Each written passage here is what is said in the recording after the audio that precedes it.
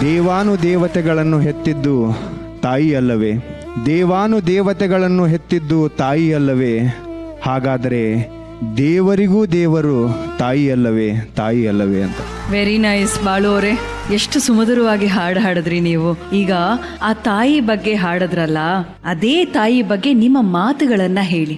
ನಮ್ದು ಹಾವೇರಿ, ಬಟ್ ಅಲ್ಲಿ ಯಾವ ನಮಗೆ ಬೇಕಾದಂಥ ಸ್ಟುಡಿಯೋಗಳಿಲ್ಲಾಗಿದ್ದವ್ರಿ ಹಾಡುಗಳನ್ನ ಹಾಡಾಕ.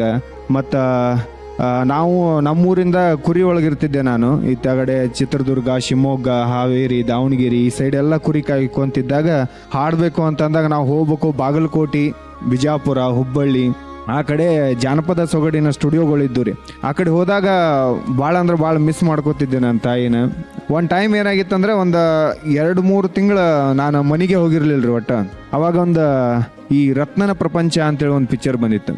ಅದ್ರಾಗ ಒಂದು ಲೈನ್ ಐತ್ರಿ, ನೀ ನನ್ನ ತಾಯಿ ಅಲ್ಲ, ನನ್ನ ತಾಯಿ ಬೇರೆ ಅದಾಳ ಅಂತೇಳಿ ಅವ ಅಣ್ಣ ಬಂದು ಹೇಳಿದಾಗ, ನಾ ನಿನ್ನ ಜೋಡಿ ಇರಂಗಿಲ್ಲ, ನೀ ನನಗೆ ಸುಳ್ಳು ಹೇಳಿ ಮೋಸ ಮಾಡಿ ಅಂತೇಳಿ ಆ ಒಬ್ಬ ಹುಡುಗ ಮನೆ ಬಿಟ್ಟು ಹೋಗ್ಕಾನ.